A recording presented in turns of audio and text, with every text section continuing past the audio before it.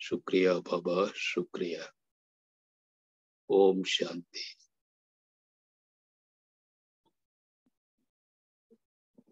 ओम शांति। ओम शांति। आज का मुरली। एक मिनट भाई जी। हाँ जी। जी हमें कोस्ट बना दीजिए भाई जी को भी, हमें कोस्ट बना दीजिए, मुरली चेक कर सकते हैं जी। एक हाँ,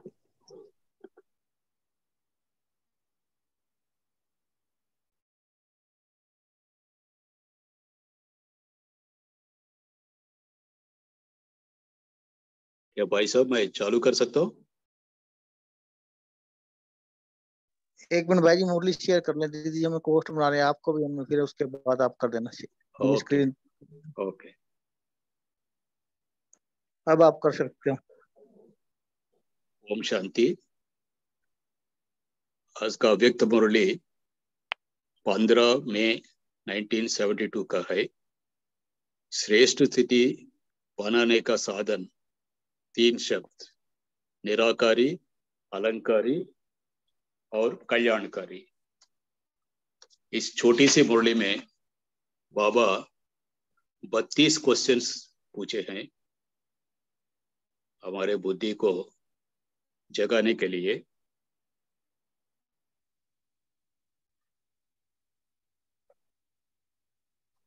और बता रहे हैं अपने को पद्मापदम भाग्यशाली समझकर हर कदम उठाते हो करके क्वेश्चन स्टार्ट कर रहे हैं। हियर पदम का 2 मीनिंग है। एक है कमल पुष्प समान, कमल पुष्प न्यारा और प्यारा होता है। और दूसरा मीनिंग है पदम का I legitimately cannot tell if this is a red or green flag. It is just a flag. So boyfriends and girlfriends are gonna come. Om Shanti. आवाज आ रहा है भाई साहब? अभी ठीक है? जी ठीक है, आप रीड करिए। हाँ जी, बहुत नॉइज आ रहा था इसलिए डाउट आया। जी जी, मैंने म्यूट कर दिया। ओके। और दूसरा मीनिंग है पदम का, वो 10⁻15 है। मतलब 100 में 2 जीरो होता है, 10⁻2, 1000 में 10⁻3। सो ऐसा 10⁻15 को पदम बोलता है। इंग्लिश में इसको क्वाड्रिलियन बोलते हैं। Billion means 10⁻6, billion 10⁻9, trillion is 10⁻12 और क्वाड्रिलियन इज 10⁻15। 10⁻7 तो 1 करोड़ होता है। सो ऐसा 10⁻8 करोड़, पता नहीं इसका क्या नाम दे सकते हैं, कैसा गिन सकते हैं मालूम नहीं। एक पदम तो 10⁻15 है। ऐसा बाबा बोलता है कि पद्मा पदम बोलता है, मतलब मल्टी मिलियन है। सो इतना भाग्यशाली है हम करके बाबा हमको याद दिला रहे हैं। सो ऐसा सिटी में रहने वाले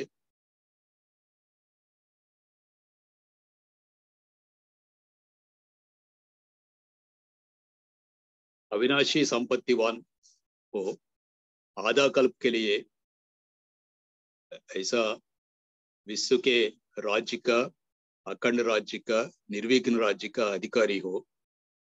फिर दूसरा आधा कल्प में भक्त लोग हमारे स्थिति को गुणवान करते रहते हैं।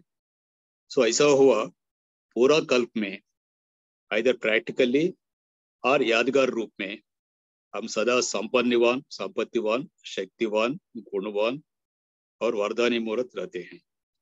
सो हमारा क्या स्टेज है, बाबा हमको याद दिला रहे हैं।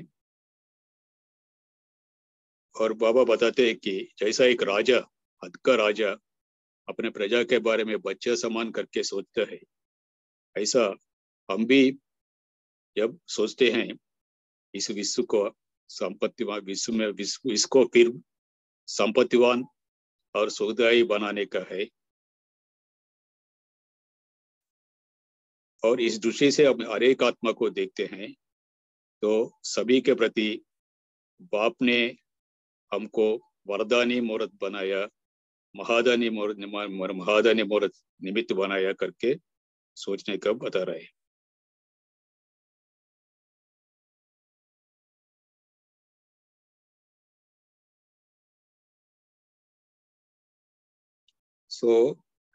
ऐसे श्रेष्ठ स्थिति बनाने के लिए तीन शब्द बाबा ने बताया, निराकारी, अलंकारी और कल्याणकारी। इसमें बाबा अलंकारी स्वरूप का विस्तार बताया।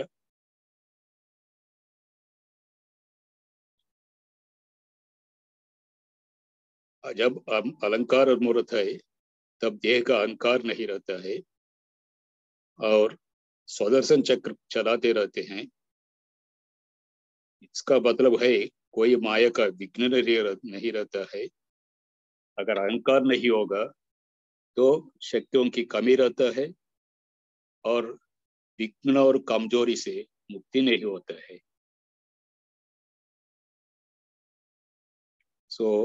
अलंकारों का धारणा करना मतलब सदा अपने को वैष्णव समझने का है। अभी से हम वैष्णव बनेंगे तब विष्णु के राज्य में हम विष्णुवंशी बन के रहेंगे।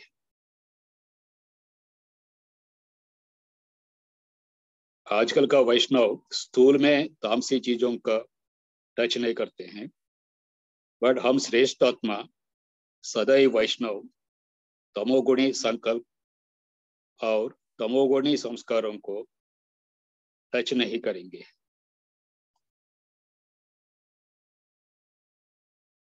ऐसा जो सच्चा वैष्णव है वही विष्णु के राज्य में विश्व का मालिक बन सकता है।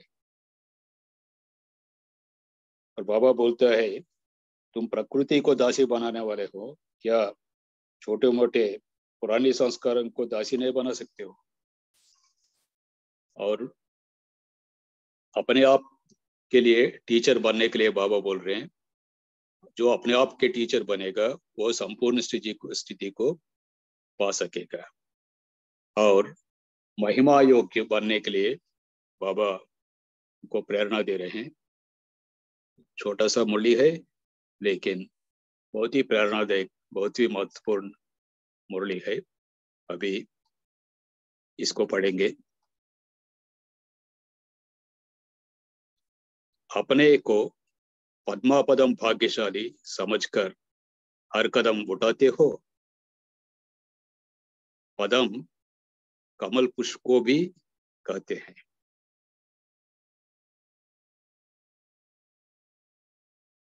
कदम कदम पर पदम के समान न्यारे और प्यारे बन चलने से ही हर कदम में पद्मों की कमाई होती है। ऐसी श्रेष्ठ आत्माएं बनी हो।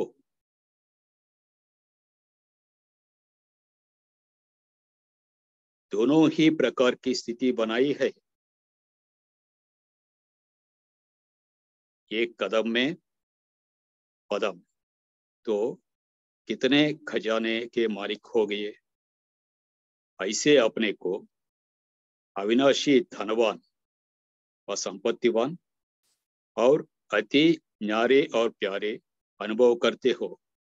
यह है दोनों प्रकार की स्थिति। एक है कमल पुष्प समान न्यारा और प्यारा, और दूसरा पद्मापदम भाग्यशाली मतलब अविनाशी धनवान और संपत्तिवान।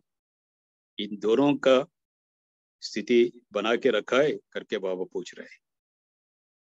यह चेक करना है कि एक भी कदम पदम समान स्थिति में रहते हुए पद्मों की कमाई के बगैर न उठे। मतलब इतना जागरूक हमको रहने का कि जब हम एक कदम उठाते हैं उसके पहले देखने का कि क्या हम पदम समान स्थिति में बैठे हुए हैं और इस कदम उठाने से हमको पद्मों की कमाई होने वाले कि नहीं, ये देख के ही कदम उठाए। इतना जागरूक रहने का है। इस समय ऐसे पद्मापति अर्थात अविनाशी संपत्तिवान बनते हो, जो सारा कल्प संपत्तिवान गाए जाते हो। अगर इस समय हम ऐसा बनेंगे तो सारा कल्प ऐसा संपत्तिवान गाए जाएंगे।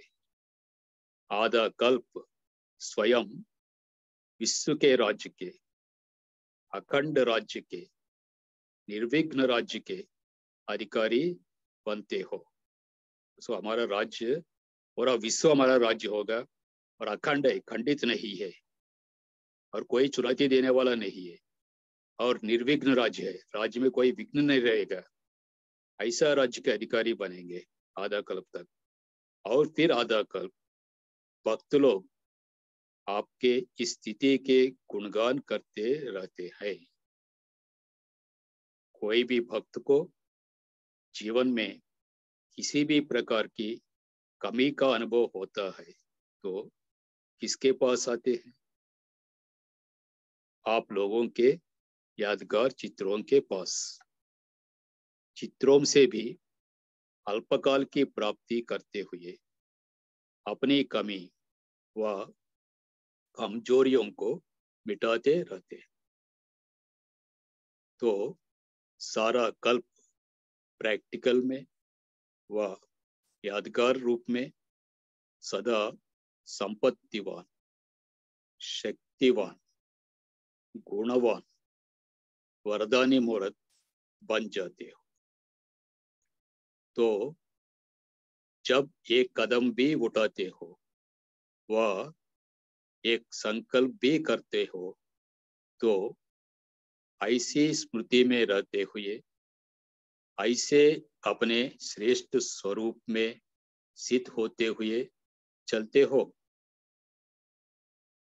ये अंडरलाइन करने वाले पॉइंट है। जब ये कदम भी उठाते हो व एक संकल्प भी करते हो तो ऐसी स्मृति में रहते हुए, ऐसे अपने श्रेष्ठ स्वरूप में स्थित होते हुए चलते हो। जैसे कोई हद का राजा जब अपनी राजधानी के तरफ देखेंगे तो किस स्थिति और दृष्टि से देखेंगे?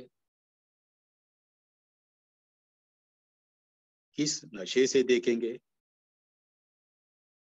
यह सभी मेरी प्रजा है, वह बच्चों के समान है।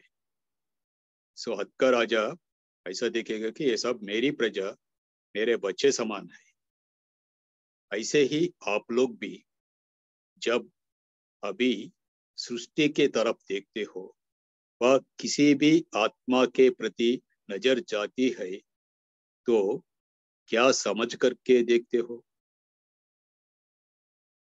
ऐसे समझकर देखते हो कि यह हमारी विश्व जिसके हम मालिक थे वह आज क्या बन गई है, और अभी हम विश्व के मालिक के बालक फिर से विश्व को मालामाल बना रहे हैं, संपत्तिवान बना रहे हैं, सदा सुखदायी बना रहे हैं। इस नशे में स्थित होकर के उसी रूप से, उसी वृत्ति से, उसी दृष्टि से हर आत्मा को देखते हो। कोई भी आत्मा को किस स्थिति में रहकर देखते हो?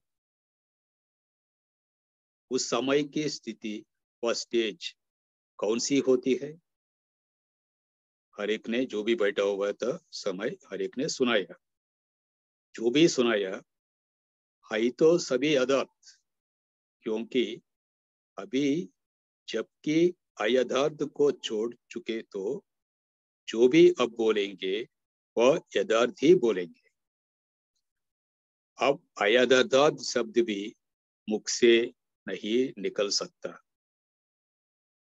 जब भी कोई आत्मा को देखो तो वृत्ति यही रखनी चाहिए कि इन सभी आत्माओं के प्रति बाप ने हमें वरदानी और महादानी निमित्त बनाया है।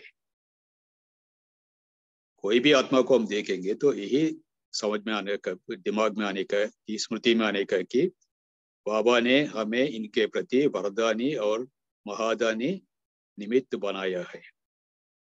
वरदानी व महादानी की वृत्ति से देखने से कोई भी आत्मा को वरदान व महादान से वंचित नहीं छोड़ेंगे।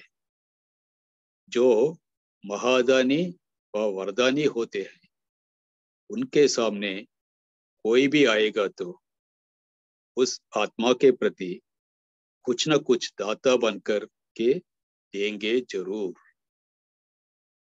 कोई को भी खाली नहीं भेजेंगे। तो ऐसी वृत्ति रखने से कोई भी आत्मा आप लोगों के सामने आने से खाली हाथ नहीं जाएगी, कुछ न कुछ लेकर ही जाएगी। तो ऐसे अपने को समझकर हर आत्मा को देखते हो। दाता के बच्चे दाता ही तो होते हैं। जैसे बाप के पास कोई भी आएंगे तो खाली हाथ नहीं भेजेंगे ना, तो ऐसे ही फॉलो फादर। जैसे स्थूल रीति में भी कोई को भी बिना कोई यादगार सौगात के नहीं भेजते हो ना, कुछ न कुछ निशानी देते हो। यह स्थूल रस्म भी क्यों चली? सूक्ष्म कर्तव्य के साथ सहज स्मृति दिलाने के लिए एक सहज साधन बनाया हुआ है।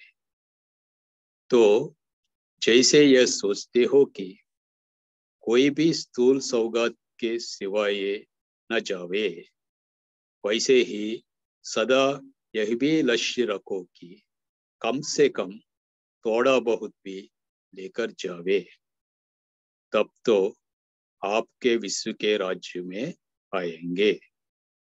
ऐसे सदाचारी और सदा महादानी दृष्टि, वृत्ति और कर्म से भी बनने वाले ही विश्व के मालिक बनते हैं।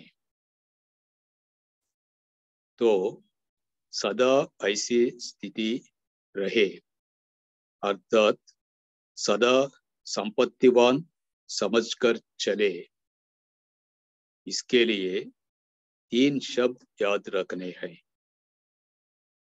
जिन 3 शब्दों को याद रखने से सदा और स्वतः ही यह वृत्ति रहती, वह 3 शब्द कौन से? सदा निराकारी, अलंकारी और कल्याणकारी।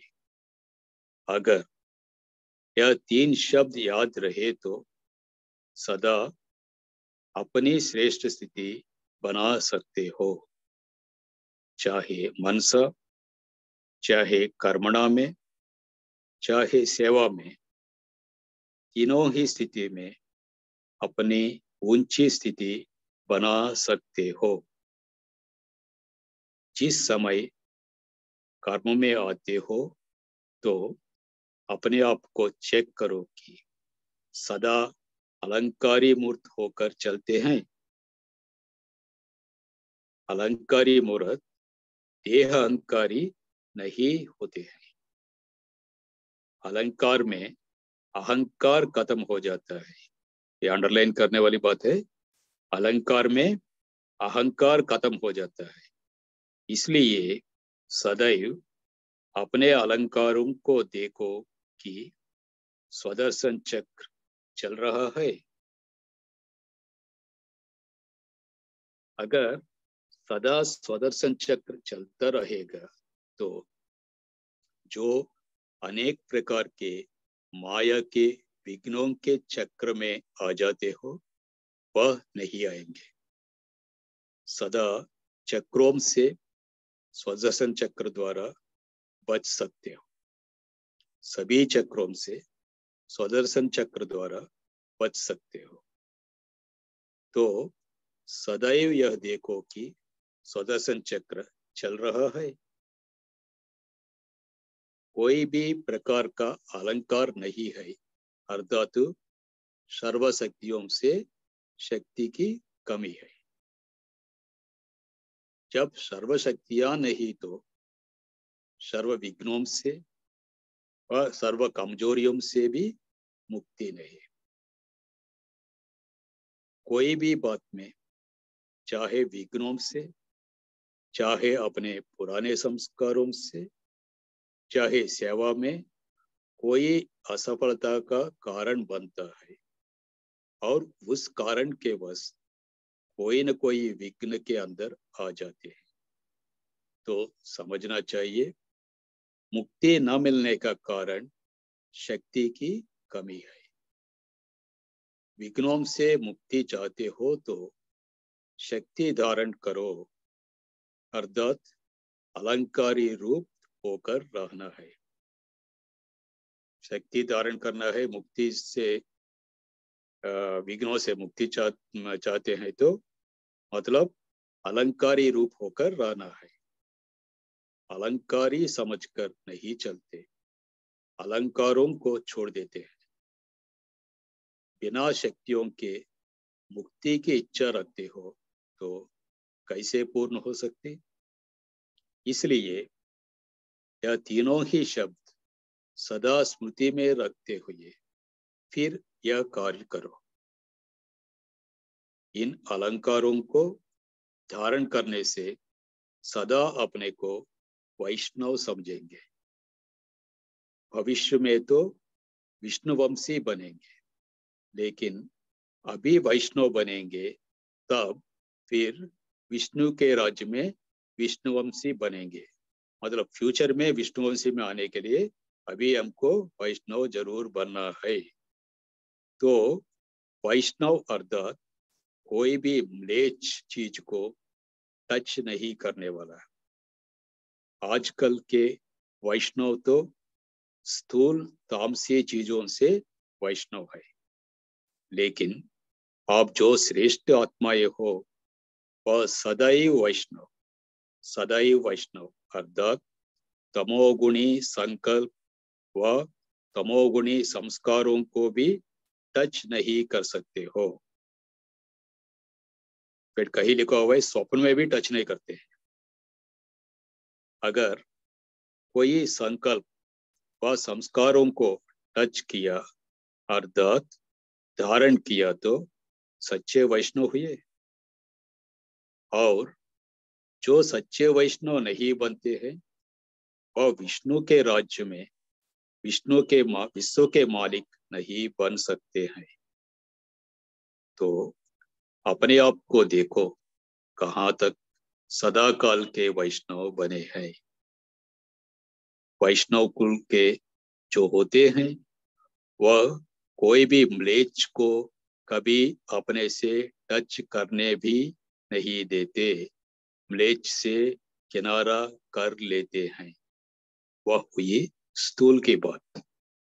लेकिन जो सच्चे वैष्णव बनते हैं वह कोई भी पुरानी बातें, पुरानी दुनिया व पुरानी दुनिया के कोई भी व्यक्ति व वैभव को अपनी बुद्धि से टच करने नहीं देंगे, किनारे रहेंगे। तो ऐसे वैष्णव बनो। जैसे उन्हों को अगर कारणे अकारणे कोई टच भी कर देते हैं तो नहाते हैं ना, अपने को शुद्ध बनाने का प्रयत्न करते हैं।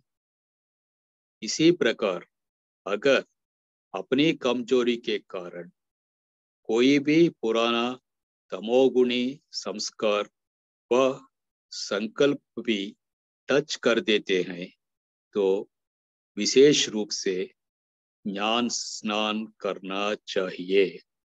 अर्थात बुद्धि में विशेष रूप से बाप की याद अथवा बाप से रुखरिहान करनी चाहिए। तो इससे क्या होगा, वह तमोगुणी संस्कार कभी भी टच नहीं करेंगे, शुद्ध बन जाएंगे। अपने को शुद्ध बनाने से सदा शुद्ध स्वरूप के संस्कार बन जाएंगे। तो ऐसा करते हो? कहते हैं ना, पता नहीं कैसे हो गया। कमजोरी तो स्वयं की है ना। इतनी पावर होनी चाहिए जो कोई भी टच कर न सके। अगर कोई पावरफुल होते हैं तो उनके सामने कमजोर एक शब्द भी बोल नहीं सकता, सामने आ नहीं सकता। अज्ञान में रोब के आगे कोई नहीं आ सकते। यहाँ फिर है रोहा। अज्ञान में तो रोब है, तो यहाँ है रोहा। रोब को रूहानियत में चेंज करो तो फिर कोई की ताकत नहीं जो टच कर सके। मतलब हमारी रूहानियत के सामने कोई टिक नहीं सकता है। जैसे भविष्य में आप सभी के आगे प्रकृति दासी बन जाएगी। यही संपूर्ण स्टेज है ना। जब प्रकृति दासी बन सकती है तो क्या पुराने संस्कारों को दासी नहीं बना सकते हो?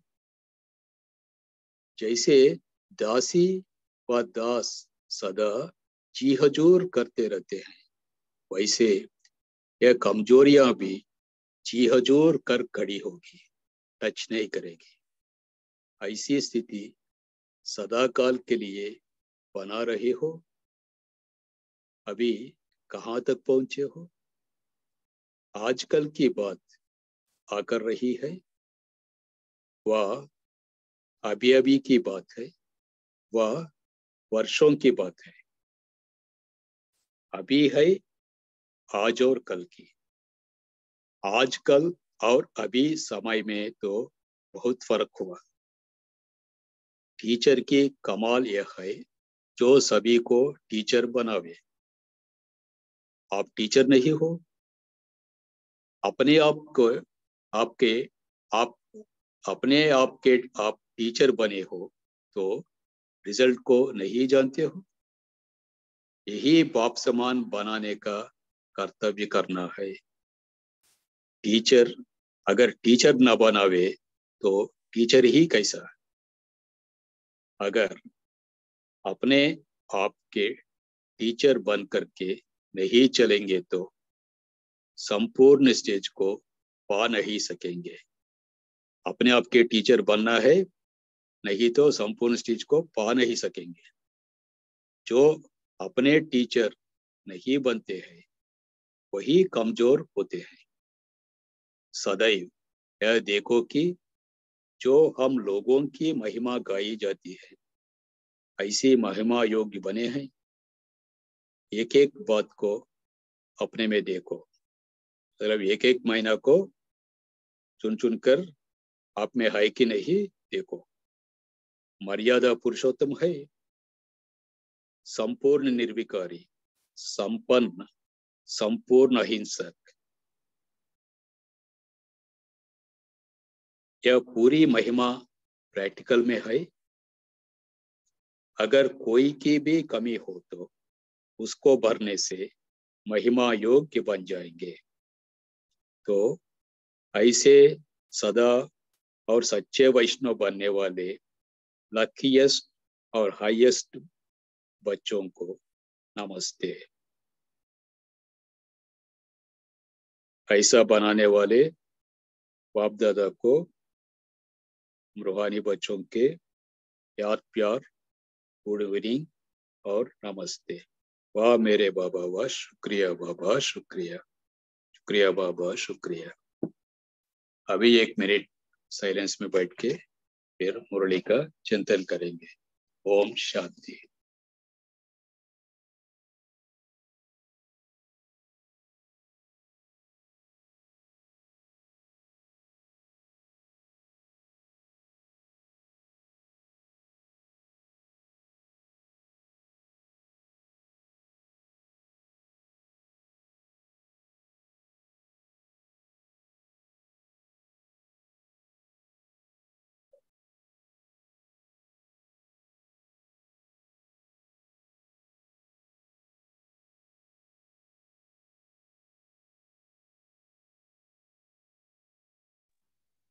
ओम शांति। अभी सभी भाई बहनें अपने अपने पॉइंट हैंड रेज करके शेयर कर सकते हैं।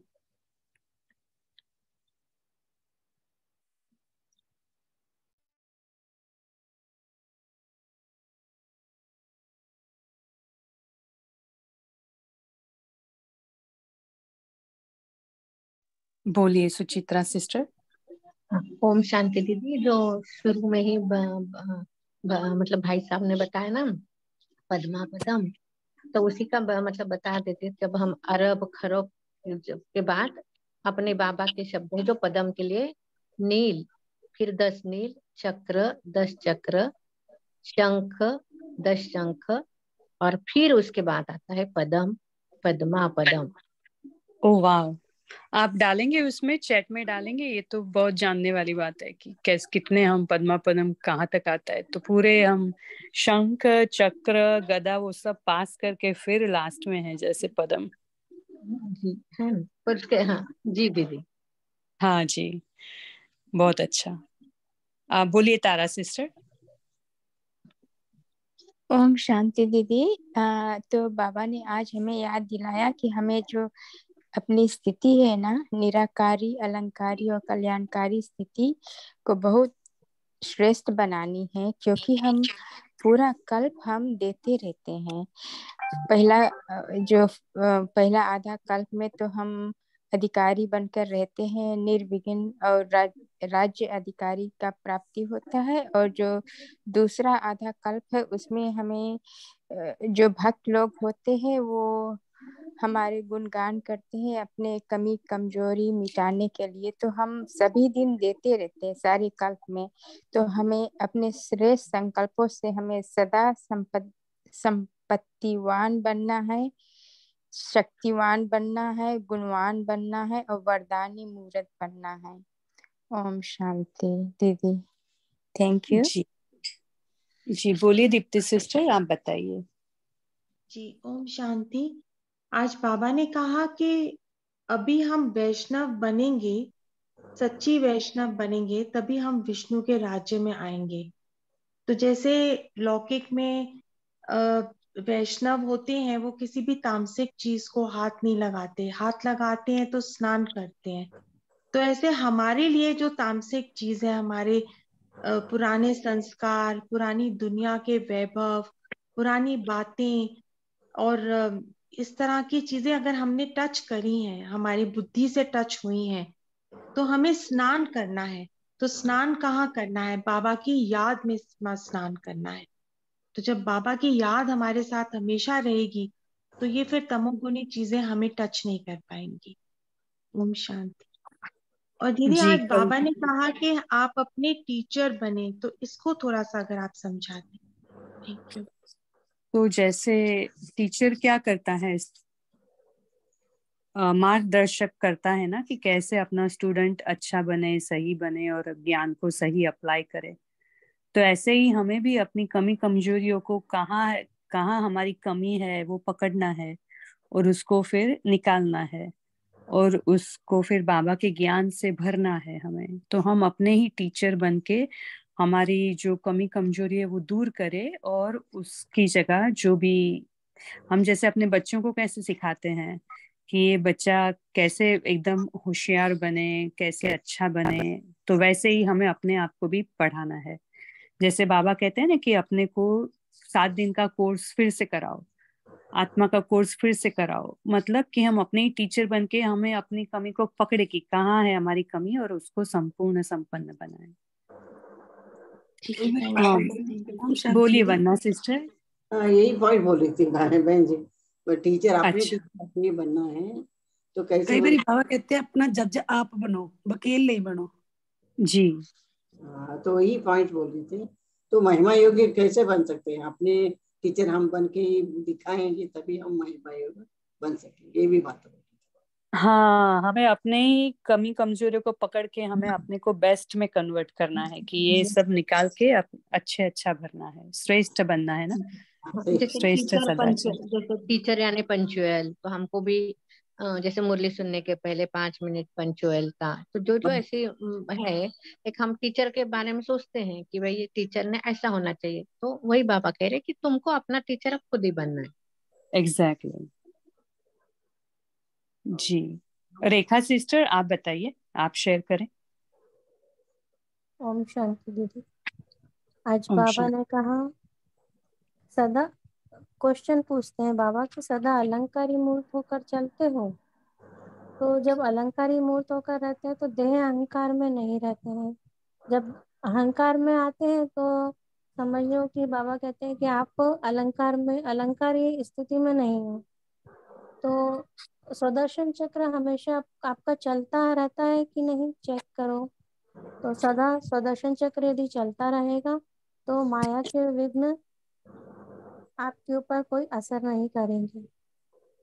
ओम शांति।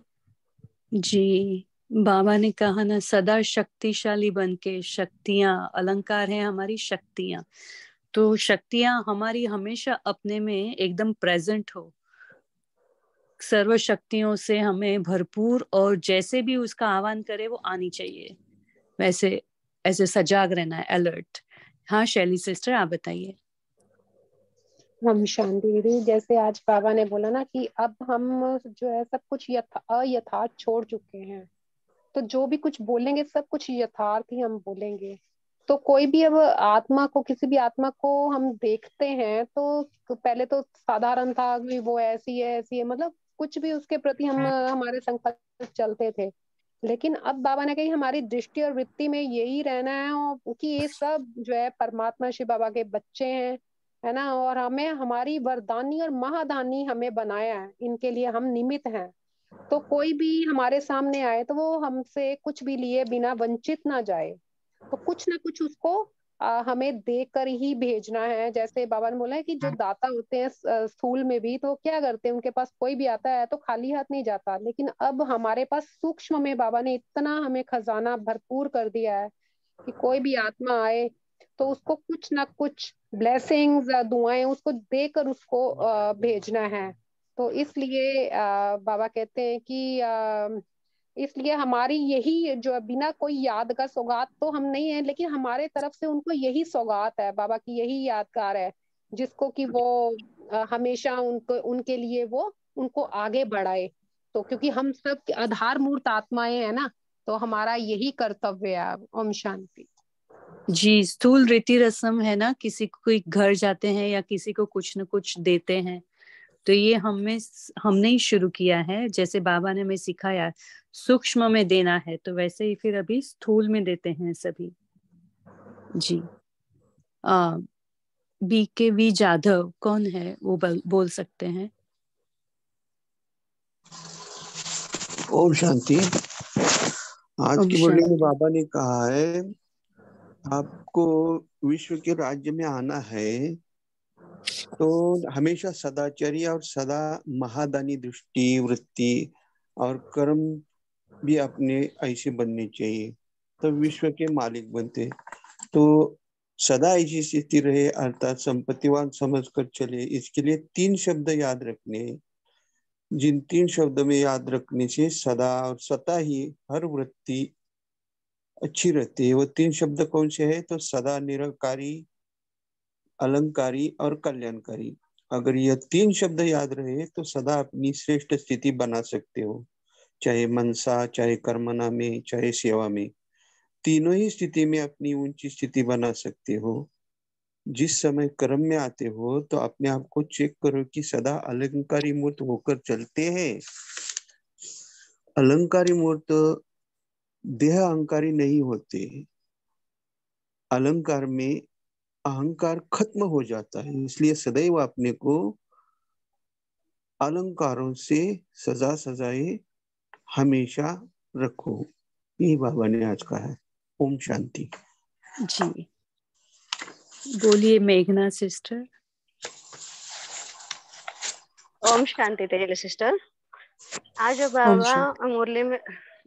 बाबा मुरली में बोले कि हम जो महिमा योग्य हमारे गायन है, हम उस तरह बने हैं क्या?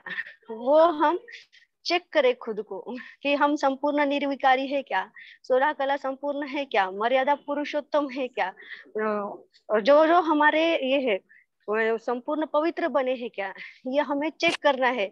और यही हम जब हम ये संपूर्णता इसी स्टेज हम गुणों से बनती है हमारी संपूर्णता की स्टेज। ओम शांति। जी, वही हमारा गायन है ना, देवी देवताओं का यही गायन है, सर्वगुण संपन्न, 16 कला संपूर्ण, संपूर्ण निर्विकारी, मर्यादा पुरुषोत्तम। ये तो यही हमें, ये अगर एक ये पकड़ के, स्लोगन पकड़ के भी हम अपने को अपने ऊपर काम करें तो ये हो सकता है, संपूर्ण स्टेज को हम पा सकते हैं। जी सालून के भाई जी आप बताइए। जी, बाबा ने शुरू में टाइटल में कहा कि हर कदम में पदम है। हम देखो, कदम मतलब श्रीमत का ये पुरुषार्थ का कदम। जैसे प्रोग्रेस कहाँ तक हो रही है हमारी, जैसे वन स्टेप बाय स्टेप लेते हैं ना हम, कहीं जाना है तो समझो वॉकिंग करते हैं एकदम स्टेप बाय स्टेप, या तो कोई ऊपर मंजिल पे चढ़ना है तो एक एक स्टेप उठाते हैं। तो वैसे हर कदम में पदम है, मतलब कल का कदम आज के कदम, आज का जो मेरा कदम है वो कल के कदम से आगे चाहिए। मतलब कल अगर मैं मान लो कि आधा घंटा योग करता हूँ तो आज 21 मिनट करना चाहिए, परसों 32 मिनट करना चाहिए।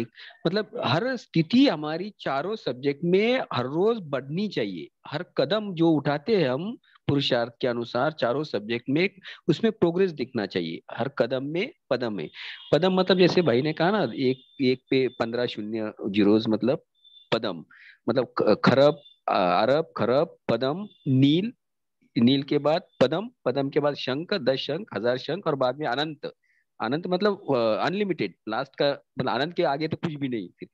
हाँ, तो जैसे तो पद्मों में कदम मतलब एक सेकंड भी बाबा कहते कि एक साल के बराबर है, सतयुग का हो द्वापर युग का हो। मतलब यहाँ अगर एक साल, एक सेकंड भी अगर हम बाबा की याद में रहते हैं, या तो कुछ कमाई होती है, हमारी प्राप्ति होती है, खुशी मिलती है।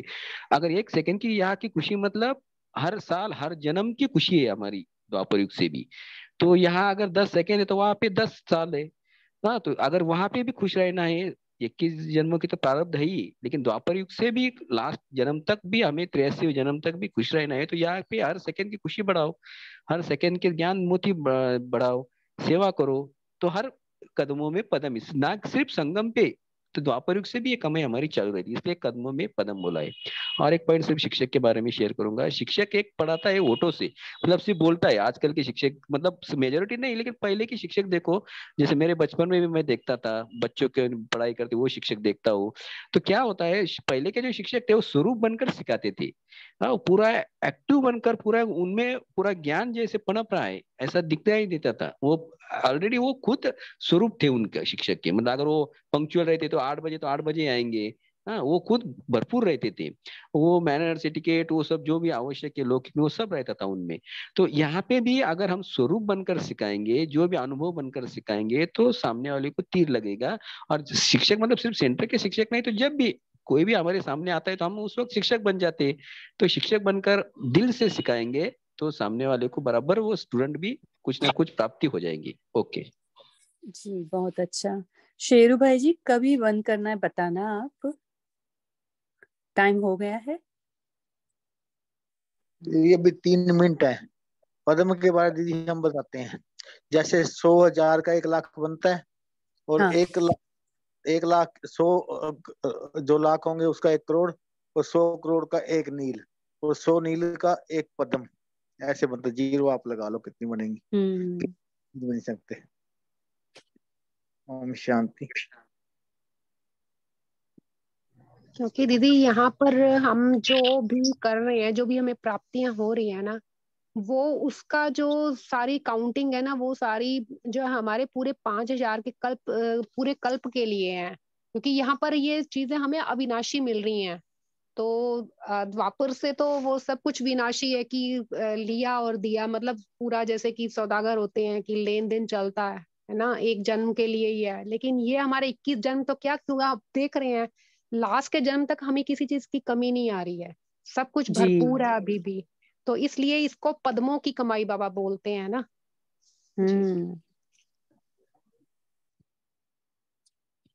अच्छा, और किसी को शेयर करना है? ओम शांति। तो इसका अपोजिट भी हमें सोचना होगा कि अगर हम एक मिनट भी व्यर्थ व्यतीत कर रहे हैं या कुछ व्यर्थ संकल्प आ गया है या अलबेलापन हो गया है, तो हमारा लॉस कितना बड़ा है इसका भी ख्याल अगर करेंगे तो अलबेलापन सब दूर हो जाएगा, गायब हो जाएगा। ओम शांति। तो वही लॉस हो गया ना हमारा, जैसे बताते ना प्रॉफिट में लॉस। हाँ, लॉस कितना बाबा बढ़ हमें गया। बाबा हमें प्रॉफिट कराना आए हैं, और हम अगर वो यूज नहीं कर रहे हैं तो वो हम अपने प्रॉफिट पे ही हम अपना स्टॉप कर रहे हैं, तो वो प्रॉफिट में लॉस हो गया, वैसे हो गया। तारा सिस्टर, रेखा सिस्टर, आपको कुछ बताना है? आपके हैंड रेज है, आपको शेयर करना है कुछ? जी ओम शांति दीदी, मैंने शेयर कर दिया था। ओके जी। जयंत ओम भाई जी, आप शांति। बताइए।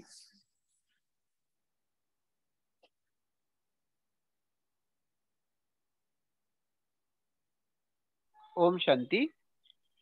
ओम शांति।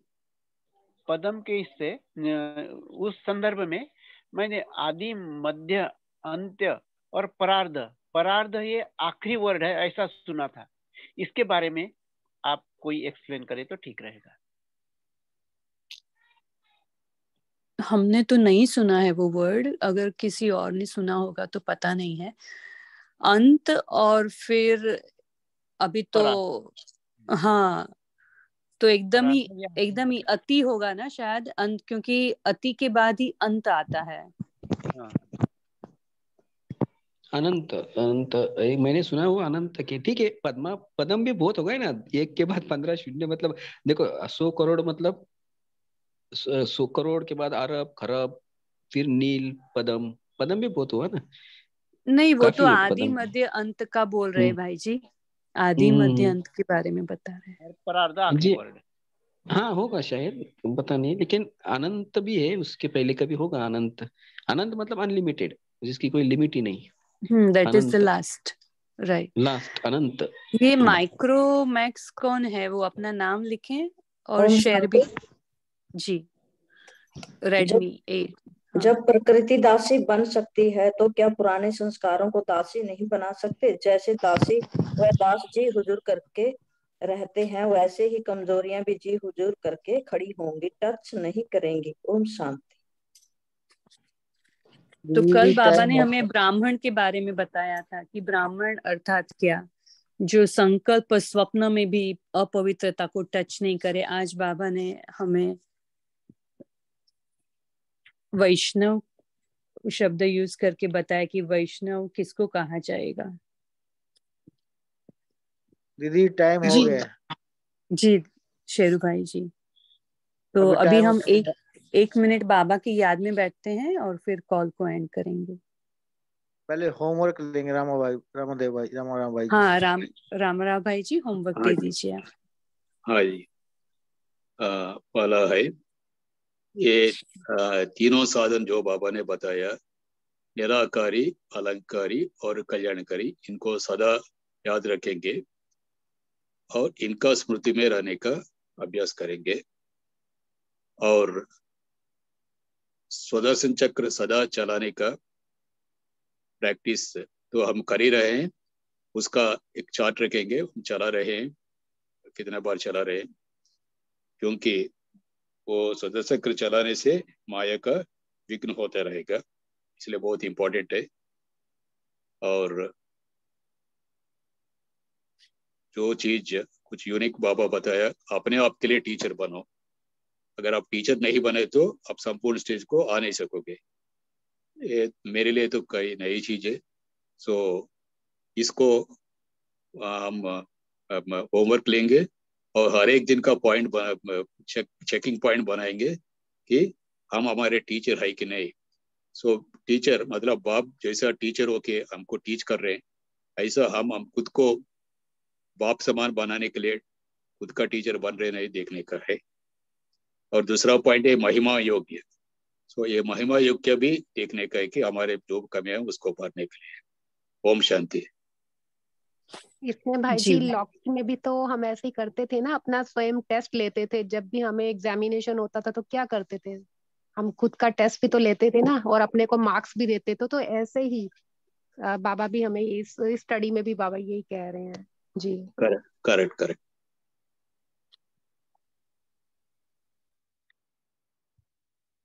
ठीक है, 1 मिनट हम बाबा की याद में बैठेंगे और फिर कॉल को एंड करते हैं।